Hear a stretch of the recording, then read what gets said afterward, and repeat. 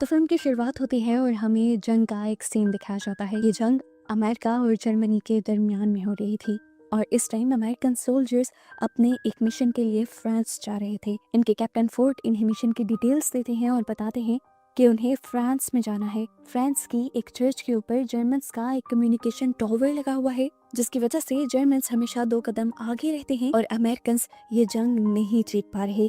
Americans अब उसी tower को तबाह करने के लिए फ्रांस जा रहे थे।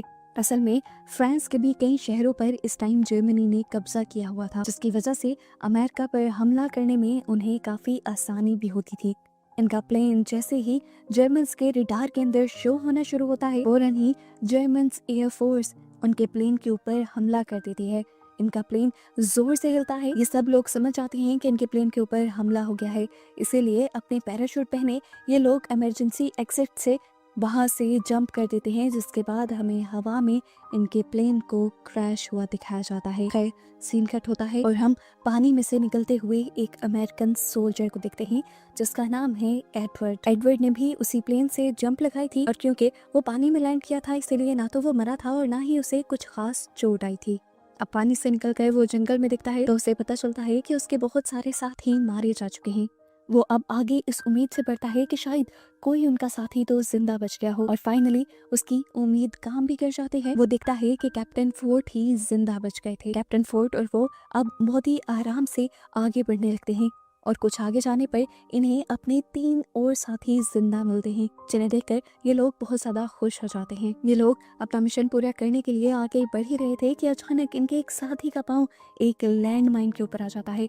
पाँव उठाते ही वो लैंड माइन तबाह हो जाती है और उस सोल्जर के टुकड़े टुकड़े हो जाते हैं। ये देखकर इन्हें बहुत ज्यादा अफसोस होता है। अब के लोग सिर्फ 4 ही रह गए थे और इन्हें अपना हर हाल में मिशन भी पूरा करना था। दुख में ये लोग आगे बढ़ने का फैसला करते हैं और इसी दौरान इन्हें इसी जंगल में एक लड़की दिखाई देती है जो कि यहाँ पर मरे हुए सोल्जर्स का सामान चुरा रहे थे। कैप्टन फोर्ट उसे गन पॉइंट पर ले लेते हैं। तब वो लड़की बताती है कि मैं यहाँ पर किसी बुरे इरादे से नहीं आई, मैं सिर्फ अपनी जरूरतें पूरी करने के लिए यहाँ पर इन लोगों का सामान चुरा रही हूँ। इन्हें इस लड़की का नाम क्लोई पता चलता है और क्लोई की बातों से उन्हें ये भी पता चलता है कि वो जर्मन सोल्जर्स को ज्यादा पसंद नहीं करती और वो ये भी चाहती है कि उनके ऊपर से जर्मन्स का कब्जा खत्म हो जाए। क्लोई को जब पता चलता है कि ये लोग अमेरिकन सोल्जर्स हैं, तो वो बिना हिचकिचाए उनकी मदद करने के लिए उन्हें अपने घर ले जाते हैं। क्लोई के घर आने पर ये लोग क्लोई के छोटे भाई से भी मिलते हैं और यहाँ आकर ये लोग क्लोई को अपना मिशन बताते हैं। इन्हें चर्च के ऊपर बने टावर को तबाह करना था और अब इन्हें चर्च का रास्ता पता करना था। क्लोई बताती है कि उसने उस चर्च का नाम तो सुन रखा है, लेकिन वो कभी उस चर्च में नहीं गई।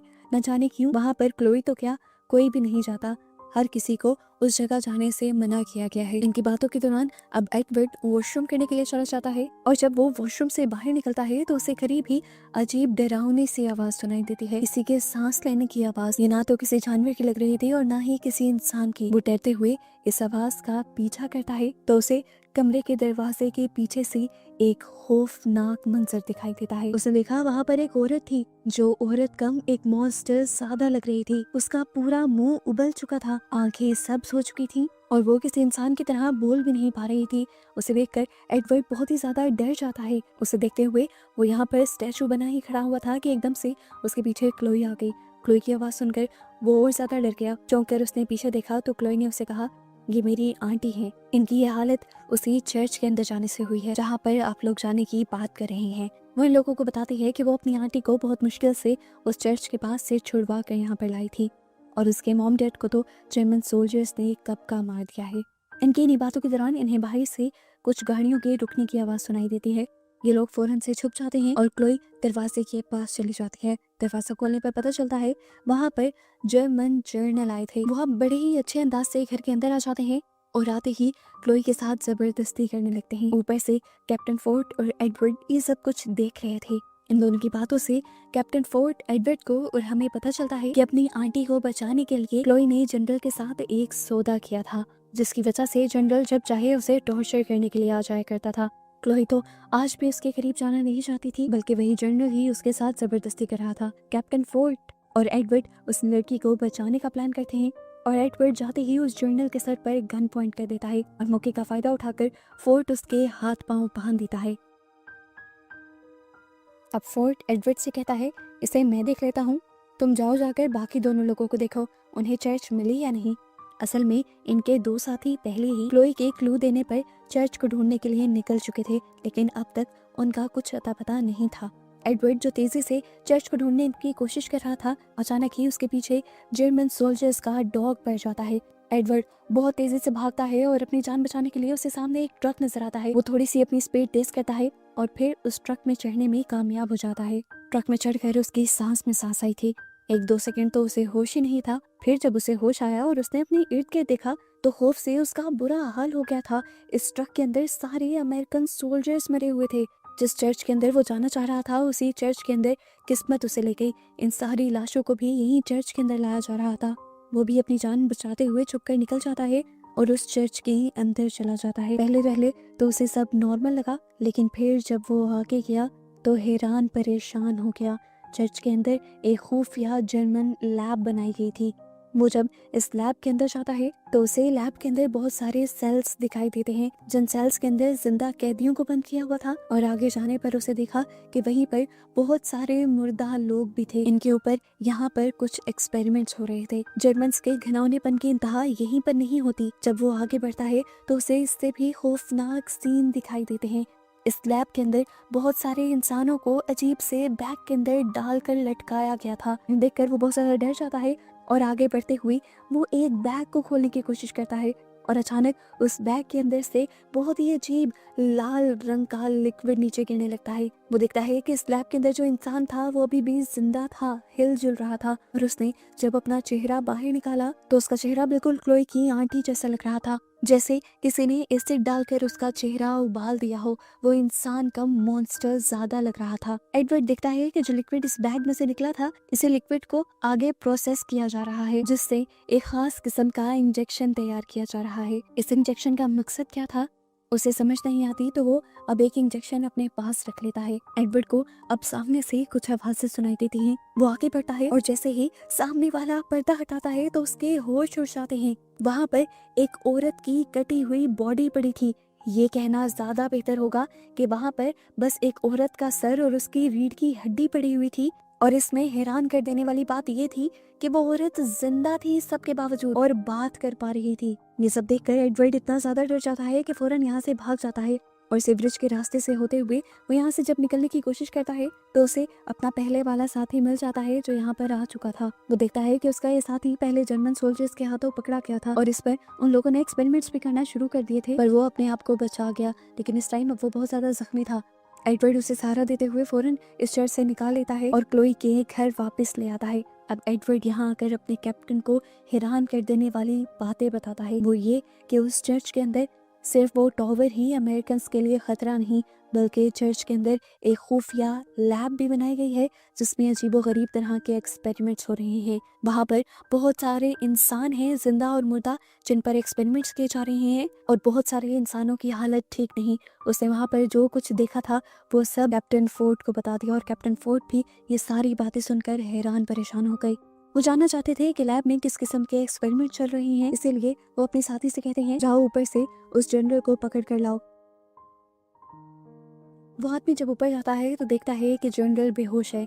वो उसे 1-2 मरतबा होश में लाने की कोशिश करता है, लेकिन जब उसे कंफर्म हो जाता है कि अभी वो होश में आने वाला नहीं है तो वो उसके हाथ पांव खोल देता है। जनरल भी बस इसी पल के तो इंतजार में था। बेहोशी का तो वो बस नाटक कर रहा था। हाथ पांव खुलते ही वो फौरन अपनी गन निकालता है और इस सोल्जर के सीने में शूट कर देता है। गोली की आवाज सुनकर फौरन एडवर्ड और कैप्टन ऊपर आते हैं। उनका एक साथी यहाँ पर जनरल को दोबारा से पकड़ लेता है, जबकि ये लोग ये देखकर बहुत ही ज्यादा अफसोस में चले जाते हैं कि उनका एक और साथी गोली लगने पर मारा गया है। एडवर्ड ये देखकर बहुत ज्यादा परेशान हो जाता है और तभी उसे याद आता है कि वो जर्मन्स की लैब से एक इंजेक्शन लेकर आया था। उसने देखा था कि किस तरह वहाँ लैब में मरे हुए लोग जिंदा होकर बातें कर रहे थे। उसे लगा कि वही इंजेक्शन है जिससे मुर्दा लोग जिंदा किए जा सकते हैं, इसीलिए वो एक पल को सोचता है और फिर वो इंजेक्शन निकाल कर अपने साथी के दिल के अंदर स्टैब कर देता है और उसकी ये सोच और प्लान काम भी कर जाता है। हम देखते हैं कि कुछ पल गुजरते ही वो आदमी जिंदा होकर खड़ा हो जाता है। उसे जिंदा हुआ देखकर ये सब लोग जो यहाँ खड़े हुए थे वो बहुत ही ज्यादा हैरान हो जाते हैं, यहाँ तक कि क्लोई भी। कुछ पल गुजरता है और हम देखते हैं कि उस आदमी के जिस्म में बहुत ज़्यादा ताकत आने लगी थी, इतनी ताकत जिसे उसकी बॉडी सह नहीं पा रही थी। उसकी पूरी की पूरी वेन्स फूलने लग जाती हैं, नीले पड़ जाते हैं और वो अपनी ताकत अपने साथियों पर निकालने लगता है। वो एडवर्ड का गला पकड़ लेता है और उसे दबाने लगता है। उसके दूसरे साथी उसे कंट्रोल करने की कोशिश करते हैं। कुछ पल के लिए वो एडवर्ड से दूर तो हो गया था, पर अब उसकी बॉडी भी लैब में मौजूद लोगों की तरह उबलने लगी थी और वो बार बार अपने ही साथियों को मारने पर तुला हुआ था। ये देखते हुए फोर्ड उसके सीने में गोलियां चला देता है, लेकिन देखने को मिलता है कि ये गोलियां भी उसके सीने में कोई काम नहीं कर रही थी, उसके ऊपर कोई असर नहीं दिखा रही थी, वो मर नहीं रहा था। दरअसल वो एक ज़ॉम्बी बन चुका था और ये बात अमेरिकन सोल्जर्स समझ ही नहीं पा रहे थे।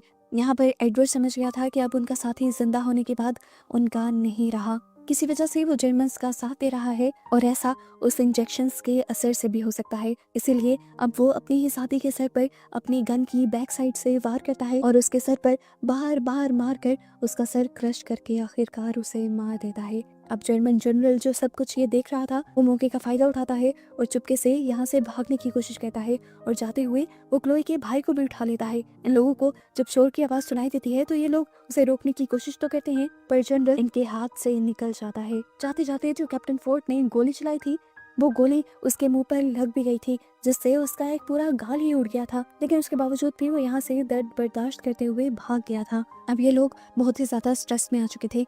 इन्हें पहले एक ही मिशन मिला हुआ था, उस टॉवर को तबाह करने का, लेकिन अब एडवर्ड कैप्टन को रियलाइज करवाता है कि उस टॉवर से ज्यादा अहम उस लैब को तबाह करना है जहाँ पर वो अजीबोगरीब एक्सपेरिमेंट हो रहे हैं। कैप्टन एडवर्ड की बात को अच्छी तरह समझता है और ये लोग यहाँ पर प्लान बनाते हैं कि अब ये लोग जल्द से जल्द अपना मिशन पूरा करेंगे, पहले उस लैब को और फिर उस टॉवर को तबाह कर वापस चले जाएंगे। और इस सब में वो क्लोई की मदद भी मांगते हैं, क्योंकि क्लोई का भाई भी वहीं पर था और इन्हें क्लोई के भाई को भी बचाना था। सीन कट होकर अब हमें जर्मन जनरल को दिखाया जाता है जो लैब में जाते ही उस इंजेक्शन को अपने अंदर स्टैब कर देता है और यहाँ साइंटिस्ट उससे कहता है कि आपने क्या किया, आपको पता भी है ये क्या करता है, ये आपको पागल बना देगा। ये इंजेक्शंस सिर्फ मुर्दा इंसानों को जिंदा करने के लिए है, उनको एक ऐसा मॉन्स्टर बनाने के लिए है जो खुद तो कभी ना मरे लेकिन अपने दुश्मनों को मार डाले। इनकी बातों से हमें पता चलता है कि ये लैब असल में एक ऐसी जर्मन फौज तैयार करने की तैयारी कर रही थी जिसे कोई कभी मार ही ना सके। यहाँ तक कि इन्होंने अपने और सभी अमेरिकन सोल्जर्स को भी पकड़कर इन इंजेक्शंस को लगा लगा कर दोबारा से जिंदा कर दिया था और यहाँ वो जो बैग्स में इंसान पड़े थे उनकी बॉडी पर एक्सपेरिमेंट कर करके उनके खून और एंटीडोट के जरिए ही इन इंजेक्शंस को तैयार किया जा रहा था। सीन कट होकर हमें बाहर कैप्टन फोर्ड और उनके सारे साथियों को दिखाया जाता है। ये लोग अब चर्च की बैक साइड पर आ चुके थे, जिसके बाद कैप्टन फोर्ड सभी को अपना प्लान समझाता है और ये सभी लोग अपने काम पर लग जाते हैं। कैप्टन फोर्ड चर्च के ऊपर चढ़ते हुए रेडियो बेस कैंप पर जाता है, जबकि एडवर्ड नीचे से उस लैब के अंदर चला जाता है जहां अब कैप्टन फोर्ड ने रेडियो बेस कैंप के अंदर बॉम्ब लगा दिया था, वहीं अब एडवर्ड ने इस लैब के अंदर बॉम्ब लगा दिया था। ये करने के बाद अभी वो बाहर निकलने ही वाले थे कि तभी कैप्टन के सामने जर्नल आ गए। इस टाइम वो जर्नल बहुत ही ज्यादा भयानक लग रहा था, उसका आधा मुंह कटा हुआ था। उसने उस इंजेक्शन के जरिए अपने आप को इतना ताकतवर बना लिया था कि कोई भी फौजी उसके सामने टिक नहीं सकता था। कैप्टन फोर्ड क्या चीज थी। कैप्टन फोर्ड एक दो हमले में ही ढह जाते हैं। अब जनरल कैप्टन फोर्ड को हाथ से घसीटते हुए उस लैब के पास ले आते हैं, क्योंकि अब उनके इरादे भी कैप्टन फोर्ड को लेकर ठीक नहीं थे। कैप्टन फोर्ड भी जब देखते हैं कि वो बेबस हो गए हैं तो वो यहाँ पास पड़ा एक इंजेक्शन उठाकर बिना सोचे अपने अंदर स्टैब कर लेते हैं। कैप्टन फोर्ड ये जानते थे कि इससे हो सकता है कि इनका दिमाग अपने काबू में ना रहे, वो अपने ही लोगों को मारने लगे, लेकिन फिलहाल के लिए तो कैप्टन फोर्ड के सामने ये जनरल ही था। वो अपनी सारी ताकत इसी जनरल के ऊपर उतारने लगते हैं और इस तरह इन दोनों के दरमियान में एक बहुत ही भयानक ताकत की लड़ाई दिखाई जाती है। दूसरी तरफ दिखाया जाता है कि इन लोगों का एक दूसरा साथी इस टाइम क्लोई की मदद कर रहा था। वो दोनों बहुत ही एहतियात से आगे बढ़ रहे थे अपने भाई को ढूंढने के लिए। आखिरकार लैब के एक बेड के ऊपर क्लोई को उसका भाई भी बंधा हुआ मिल जाता है। क्लोई जल्दी से अपने भाई को आजाद करती है और यहाँ से निकल जाती है, जबकि उसका साथी अब एडवर्ड के पास आ जाता है। यहाँ एडवर्ड कैप्टन फोर्ड और जनरल को जब लड़ते हुए देखता है तो उनके पास जाने को बेवकूफ़ी समझता है। अब वो सारी बात समझ गया था कि ये लोग ज़ॉम्बी बने हुए हैं वो ये तो बात जानता था कि ज़ॉम्बीज़ को या तो सर में मार कर मारा जा सकता है या फिर उन्हें आग से मारा जा सकता है। यही सोचते हुए उसके दिमाग में एक दूसरा आइडिया आता है। उसे वहां पर रखा हुआ एक ऑक्सीजन सिलेंडर दिखाई देता है और उसके अंदर वो शूट कर देता है। ये सिलेंडर जनरल के बहुत पास और इसमें होने वाली ब्लास्ट की वजह से जनरल की बॉडी फट कर खत्म हो जाती है। जबकि कैप्टन फोर्ड को ज्यादा कुछ नहीं होता। एडवर्ड जल्दी से आकर कैप्टन फोर्ड को बचाते हुए यहाँ से ले जाने की कोशिश करता है, लेकिन कैप्टन फोर्ड अपने आप को छुड़वा कर अपने आप को एक जेल में बंद कर देता है, क्योंकि वो जानता है कि वो अब ज़ॉम्बी बन चुका है और उसके दिमाग का कुछ पता नहीं। दूसरी तरफ अब हमें क्लोई और उसके भाई को दिखाया जाता है। वो लोग एयर वेंट के रास्ते से होते हुए यहाँ से निकलने की कोशिश कर ही रहे थे कि उनके ऊपर एक ज़ॉम्बी बने आदमी ने हमला कर दिया। वो क्लोई के बहुत ज्यादा करीब आ जाता है। इससे पहले कि वो उन्हें काट लेता या उनकी जान ले लेता, क्लोई अपने हाथ में पकड़ी हुई गन को उसकी गर्दन के नीचे रखते हुए 2-3 मरतबा उसे शूट करती है, जिससे उसके दिमाग में गोली रख के वो भी मारा जाता है। जिसके बाद क्लोई और उसके भाई को यहाँ से निकलने का मौका मिल जाता है। सीन कट होकर दोबारा हम एडवर्ड और कैप्टन फोर्ड को देखते हैं। कैप्टन फोर्ड यहाँ पर एडवर्ड को कुछ सख्त इंस्ट्रक्शंस दे रहे थे। वो क्या थी ये हमें नहीं दिखाया जाता, लेकिन आखिर में ये जरूर पता चलता है कि कैप्टन फोर्ड यहाँ से निकलने से मना कर रहे थे। बाहर हमें दिखाया जाता है कि जर्मन सोल्जर्स को अमेरिकन सोल्जर्स के लैब के अंदर आने का पता चल गया था। वो धड़ाधड़ अब गोलियां चलाते हुए अमेरिकन सोल्जर्स को मार रहे थे। ये देखते हुए अब एडवर्ड बाहर निकलता है और सिचुएशन का अंदाजा लगाने लगता है। वहाँ पर सिर्फ जिंदा जर्मन सोल्जर्स नहीं थे, यहाँ पर अब बहुत सारे मरे हुए सोल्जर्स भी निकल कर आने लगे थे, जिनको लैब एक्सपेरिमेंट के जरिए जिंदा किया गया था, जो ज़ॉम्बीज बन चुके थे। इनको देखते हुए एडवर्ड इनसे लड़ता नहीं, बल्कि बस एक बटन दबाते हुए इस चर्च को ब्लास्ट कर देता है। एडवर्ड जानता था कि ये सारे ज़ॉम्बीज आग में जलकर मर जाएंगे। उसने एक साथ कई सारे बॉम्ब्स क्योंकि इंस्टॉल किए हुए थे, तो इस वजह से यहाँ पर बहुत बड़ा धमाका होता है। चर्च में बनी हुई लैब और उसके साथ साथ ऊपर बना हुआ वो कम्युनिकेशन टावर भी तबाह हो जाता है, जिसे अमेरिकन तबाह करना चाहते थे। और आखिर इस तरह सभी के सभी जर्मन सोल्जर्स मारे जाते हैं। ये खबर जल्द ही शहर के लोगों में फैल जाती है और शहर के लोग भी जश्न मनाने लगते हैं, क्योंकि उन्हें भी जर्मन्स ने बंदी बनाया हुआ था। सभी अब घर से बाहर निकल आए थे और आंखों ही आंखों में एडवर्ड का शुक्रिया करने लगे थे। मूवी के पोस्ट क्रेडिट सीन में अब हमें एडवर्ड को वापस अमेरिका में दिखाया जा रहा था। एडवर्ड से अब उसके सीनियर्स उस लैब के बारे में सवाल करते हैं, तो एडवर्ड उन्हें साफ इनकार कर देता है कि उसने वहाँ कोई लैब नहीं देखी थी। वो सिर्फ टावर को तबाह करने गए थे और टावर को तबाह कर कर आ गए। पता चलता है कि एडवर्ड ने कैप्टन फोर्ड के कहने पर इन लोगों से उस लैब के ना होने के बारे में झूठ बोला था, क्योंकि कैप्टन फोर्ड और एडवर्ड दोनों ही जानते थे कि जंगें जीतने के लिए इंसानों के अंदर इंसानियत खत्म हो जाती है, और अगर ऐसे किसी लैब का अमेरिकन को पता चला तो वो भी ज़रूर ऐसे ऊट पटांग के एक्सपेरिमेंट्स को करना शुरू और जो वो होने देना नहीं चाहते, क्योंकि एडवर्ड को ये भी पता था कि अगर एक मर्तबा कोई एक ज़ॉम्बी भी इस दुनिया में आ गया तो फिर ज़ॉम्बी वायरस को फैलने में और इंसानियत को मरने में वक्त नहीं लगेगा। इस तरह एडवर्ड का एक झूठ पूरी इंसानियत को बचा जाता है और उसका मिशन भी कंप्लीट हो जाता है। और बस उसी को दिखाते हुए ये मूवी यहीं पर ख़त्म हो जाती है।